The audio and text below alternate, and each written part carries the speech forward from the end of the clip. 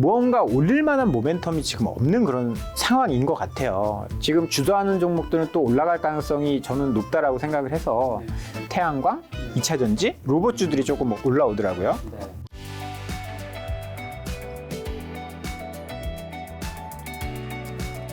자, 좀 시장 얘기 돌아와서 코스피 3,300부터 이제 2,270까지 30% 넘게 떨어졌잖아요. 근데 이렇게 급락하고 난 다음에 뒤돌아봤을 때 좀 뭐가 생각나는 거 있으세요? 뭐 후회되는 거라든가. 과도했구나. 뭐 항상 하는 얘기가 있거든요. 네. 그 냄비 속의 개구리가 되지 말자. 네.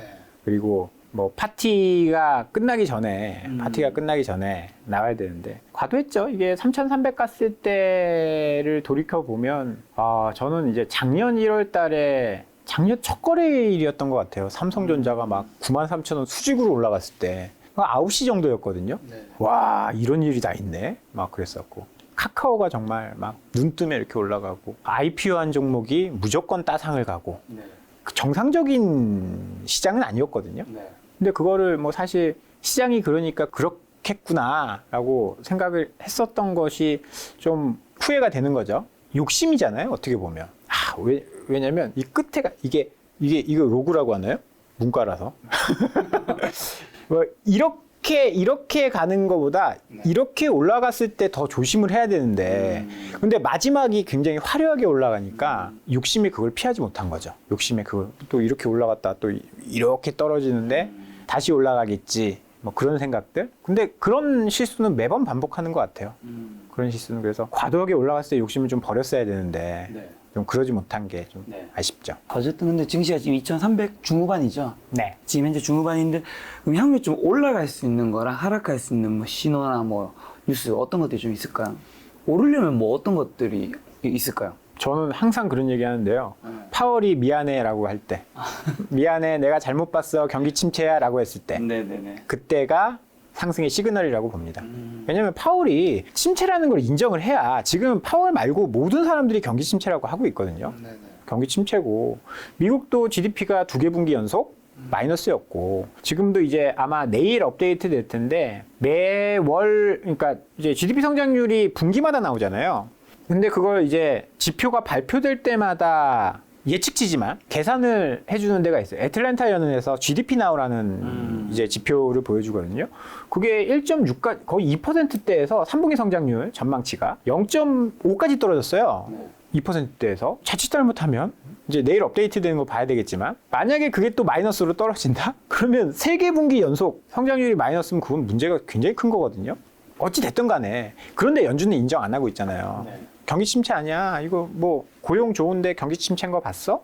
우리는 금리 계속 올릴 거야. 연준이 금리를 계속 올리면 전 절대 그 시장이 굉장히 그 추세 반전에서 올라가기 어렵다라고 봅니다. 결국은 연준이 미안해. 내가 잘못 봤어? 뭐 경기 침체가 왔으니까 우리는 더 이상 긴축을 안 할 거야 라고 하는 시점이 추세적인 반등 시점이고 그렇지 않으면 저는 시장 뭐 지수가 굉장히 강하게 올라가기는 어려울 거라고 봅니다. 반대적으로 뭐 좀 더 하락할 수 있는 것들은요? 근데 그거 어렵네요. 저도 그걸 한번 생각해 봤는데 뭐 예를 들어서 뭐 전쟁이 나서 다시 에너지 가격이 위로 올라간다든지 뭐 유가가 다시 120불을 넘고 올라간다든지 그런 문제가 생기면 이것도 똑같은 이야기죠. 연준이 이제 긴축의 고삐를 좀 더 당겨야 되는 그런 상황이 되는 거라서 지금은 누가 뭐래도 인플레이션을 잡기 위한 움직이기잖아요. 모든 것들이. 연준도 그렇고. 그래서 에너지 가격이 다시 올라가는 게 저는 가장 좀 큰 걱정거리라고 생각을 하고 있습니다. 자, 그럼 지금 같은 상황에서는 어떤 주식 사고 좀 어떤 주식을 팔아야 될까요? 그러니까 이게 되게 어려운 일이에요. 이게 지금 시청하고 계신 분들은 지금 다 주식을 하고 계셨던 분들일 거 아니에요.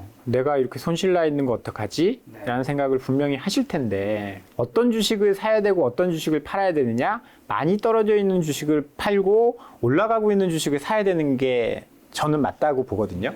왜냐하면 떨어질 때 A라는 종목이 떨어져서 손실이 났다라고 해서 다음에 상승 국면이 왔을 때 A라는 주식이 꼭 올라올 거라는 보장은 없거든요. 과거에 뭐 그런 짤이 많이 돌았어요. 뭐 포스코 10년 전에 고점 얼마, 뭐 현대중공업 10년 전에 고점 얼마, 아모레퍼시픽 10년 전에 고점 얼마. 10년이 지나도 뭐 반토막인 종목들이 수두룩하거든요. 심지어 대형주마저도.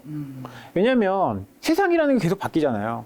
우리나라도 산업이 계속 바뀌잖아요. 그렇기 때문에 예전에 굴뚝주가 굉장히 좋았다라고 해서 2300년에 네. 굴뚝주가 계속 좋을 수는 없을 가능성이 높잖아요. 왜냐하면 첨단 산업이 발전하고 그런 쪽으로 이제 투자가 많이 진행되고 하기 때문에. 그렇죠. 그래서 많이 떨어진 종목들은 저는 개인적으로는 사실 조금 비중을 줄여보는 것도 좋다. 이게 굉장히 어려운 일이지만 저도 사실 투자를 오래 했기 때문에 그런 거 잘 못해요. 50% 반토막 난 거를 어떻게 팔어? 못 팔죠. 네네.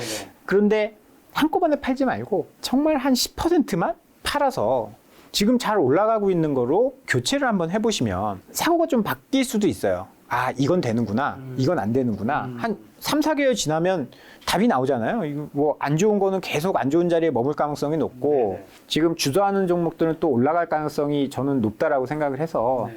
그런 것들을 좀 해야 되는데 그러면 지금 주도하는 게 뭐냐? 아까 서두에 말씀드렸듯이 지금 태양광, 네. 2차 전지, 네. 그다음에 최근에 로봇주들이 조금 올라오더라고요. 네.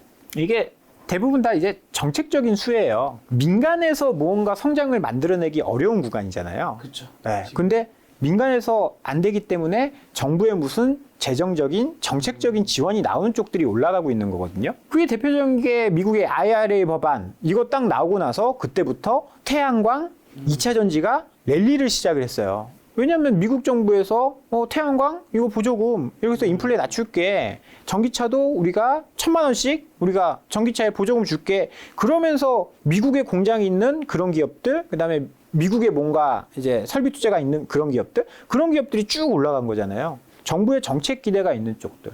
그러면 사실 미국에 공장을 지은 기업들만 수혜를 받을 텐데 뭐 오늘 나온 이야기 보니까 뭐 그전에도 막 이야기가 많았지만 지금 이렇게 구인난이 심하고 네. 미국에 공장 지으면 미국의 인건비를 감당하기가 어려울 거 아니에요. 중국이나 베트남에 공장이 있다가 미국에 공장을 지으면 인건비가 가장 큰 문제일 거 아니에요. 물론 이 전기요금이나 그런 것도 좀 문제가 있겠지만 네. 그렇게 되면 사실 기업이 바보가 아닌 이상 자동화 설비를 많이 깔지 않겠느냐 그런 논리가 작용을 하고 있는 거죠. 그래서 그런 것들이 지금 이제 주도를 이루고 있고 네. 미래를 한번 상상을 해봐도 네. 내연기관차보다는 전기자동차가 많겠죠. 그다음에 화석연료를 떼는 발전소보다는 태양광이나 풍력이나 친환경 에너지 발전소가 더 많지 않을까요? 네. 그런 상상을 뭐 할 수 있는 거고 우리가 어릴 때 이야기했듯이 로봇이 네. 뭐 밥도 갖다 주고 로봇개 산책하고 네, 뭐 그럴까지는 좀 멀었겠지만 자동화 설비는 계속 늘어나고 있는 추세잖아요. 그래서 미래를 상상해봐도 그건 좀 상상이 되는 그림이라서 저는 가능성이 좀 있다라고 보고 있습니다. 그러면 이제 인터넷 섹터 네이버 카카오 쪽은요? 이게 사실 삼성전자도 안 좋게 이야기했는데 네네네. 개인들이 가장 많이 갖고 있는 게 순위가 삼성전자, 네이버, 카카오거든요. 아, 이게 1, 2, 3인가요? 거의? 아마 그럴 거예요. 네. 아마 그럴 겁니다. LG 에너지 솔루션이 중간에 있었나? 어찌됐든 간에 그런데 네이버 카카오도 참 근데 이게 삼성전자랑 똑같습니다. 네이버 카카오도 참 좋은데 금리가 계속 올라가고 있는 상황이잖아요. 금리가 계속 올라가고 있는 상황에서는 성장주는 매력이 없는. 왜냐하면 미래의 가치를 지금 땡겨와서 해야 되는데 금리가 올라가면 미래 가치를 땡겨올 때 할인율이 높아져서 가치가 쭈그러들게 됩니다. 그래서 뭐 그냥 이론상으로도 안 좋고 실적으로 보더라도 참 여러 가지 노이즈들이 조금 뭐 있는 그런 상황이에요. 네. 카카오가 작년에 급등했을 때는 매출이 50% 늘었거든요. 50%. 근데 그 성장률 자체가 지금 조금씩 떨어지고 있어요. 그리고 침체가 온다라고 한다면 뭐 광고나 이런 쪽에서도 또 영향을 좀 받을 수 있겠죠. 그리고 카카오는 뭐 환율이랑도 크게 영향이 있는 쪽은 아니고 그래서 무언가 올릴 만한 모멘텀이 지금 없는 그런 상황인 것 같아요. 약간 성장주는 뭐 작년에 그런 얘기 많이 해요. PDR이라고 네. 드림 꿈을 먹고 막 그렇게 살아야 되는 멀티플을 밸류에이션을 PER을 뭐 100배, 200배 주려면 뭔가 꿈과 희망을 심어줘야 되는데 지금 그럴 만한 것들이 좀 잘 보이지 않는 상황이어서 약간 비수기 또 성장주는 관심 못 받고 그러면 주가가 올라가기 좀 어렵거든요. 지금 주도를 할 만한 섹터는 아닌 것 같다. 그런데 내가 물려있다? 근데 이건 들고 가야죠. 왜냐면 미래를 상상해 봤을 때 네이버 카카오 없는 세상을 상상하기도 힘들거든요. 그렇죠. 그러면 결국은 올라갈 거예요. 저는 그렇게 보는데 시간은 좀 오래 걸릴 수도 있다. 네. 미래하면 뭐 바이오도 빠질 수 없죠. 삼성 바이오로직 셀트리온이 네. 있는 바이오 섹터. 네네네. 참 좋을 것 같은데 네. 주가는 안 움직여서 저도 많이 좀 지쳐 있는 상황이고 뭐 모르겠습니다. 바이든 대통령이 뭐 전기차만 미국의 공장을 지으라는 게 아니고 바이오도 미국의 공장 지으라고. 우리가 CDMO 뭐 다 이제 뭐 바이오 시밀러라든지 이런 쪽 다 기술을 가져와서 이쪽에서 생산만 하는 그런 구조잖아요. 만약에 뭐 바이든이 정말 그것까지도 입법을 추진하고 뭔가 하려고 한다라고 한다면 타격을 받을 가능성도 저는 있다라고 봅니다. 그래서 그런 것들이 조금 불안 요소라고 보고요. 그래서 지금은 주도를 하기에는 너무 이제 난관이 좀 많은 것 같아요. 난관이 좀 많은 것 같아서. 근데 이쪽도 사실 주가 떨어진 거에 비해서는 이익은 계속 좋아졌거든요. 네네. 그래서 참 아쉬운 아픈 손가락 같은 그런 상황이어서. 근데 지금 움직이는 거 보면 뭐 SK 바이오사이언스 막 주가 보면 신적 가고 관심이 조금 덜 가긴 하네요. 괜히 요새 그런 거 만졌다가 싸다고 그런 거 만졌다가 굉장히 오랫동안 안 좋은 움직임을 겪을 수 있어서 싸다고 접근하는 건 아닌 것 같아요. 오랫동안 쉬었던 건설은요? 건설은 저는 제가 개인적으로 싫어해요. 왜냐면 예전에 싫어할 것까지야. 아니 근데 싫어해요. 네. 왜냐면 물린 적 있나요? 그럼요. 그럼요. 왜냐면 예전에 이제 네. 중동 건설붐 일고 막 그랬을 때 뭐 현대건설이라든지 GS 현대건설은 망했고 GS건설도 망할 뻔했어요. 자기가 가지고 있던 본사 사옥도 팔고 호텔도 팔고 파라나 호텔. 왜였냐면 원가? 중동에서 건물을 지으면 지을수록 이제 원가율이 뭐 90%, 95%여야 되는데 이게 1분기 실적하고 더 짓고 나니까 원가율이 막 뭐 102%, 110%? 그러니까 수주 받은 것보다 원가가 더 높은 거예요.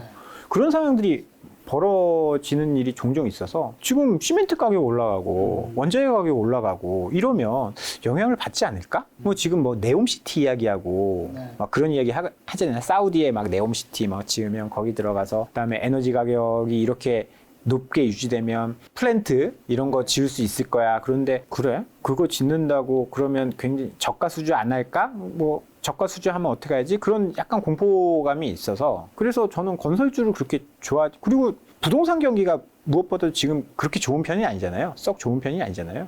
그러면 결국은 분양이 잘 안 될 거고 분양이 잘 안 되면 뭐 잘 안 지으면 매출도 안 일어날 거고 뭐 그 상황에서 원가도 높고 그렇게 썩 좋아 보이지는 않습니다. 이렇게 얘기하니까 굉장히 비관론자 같네요. 좋아 보이는 쪽이 아닌데? 거의 없는 것 같은데. 자, 그럼 리오프닝 쪽은요? 항공, 호텔, 레저, 여행 이쪽이죠? 목적도 네. 괜찮을 것 같아요. 최근에 좀 움직이긴 하는데 네. 이것도 좀 어려워요. 항공 같은 경우에는 네. 사실 재무제표 때문에 잘 못 사겠어요. 너무 그동안 너무 힘들었기 때문에 재무제표가 너무 망가져 있고 그럼 지금 좋아진다? 글쎄요. 그동안 쌓아왔었던 그 손실을 어떻게 얼마 기간 동안 그러니까 장기 추세적으로 움직이기는 좀 쉽지 않을 것 같고 네. 그렇다라고 한다면 항공은 하나뿐이 없죠. 대한항공. 그동안 실적도 좋았고 주가도 싸고 그래서 저는 들고 있으면 저는 이거는 결국 시간과의 문제지 국적기 독점이잖아요. 아시아나랑 합병했으니까. 그러니까 솔직히 마음만 먹으면 대한항공에서 마음만 먹으면 가격을 올린다든지 해가지고 수익을 낼 수 있는 그런 구조라고 생각하고요. 여행 쪽도 마찬가지인 것 같아요. 여행 쪽도 그동안 여행 못했으니까 굉장히 많이 좀 안 좋았을 거 아니에요. 그래서 여행 쪽도 사실 그렇게 끌리는 편은 아니고 그나마 좋은 건 카지노. 네, 못했잖아요 몇 년 동안. 그러면 여행 와서 뭐 최근에 실적도 부쩍 좀 좋아지는 그런 움직임이 나오고 있어서 카지노 쪽 뭐 괜찮지 않을까 그런 생각을 좀 하고 있습니다.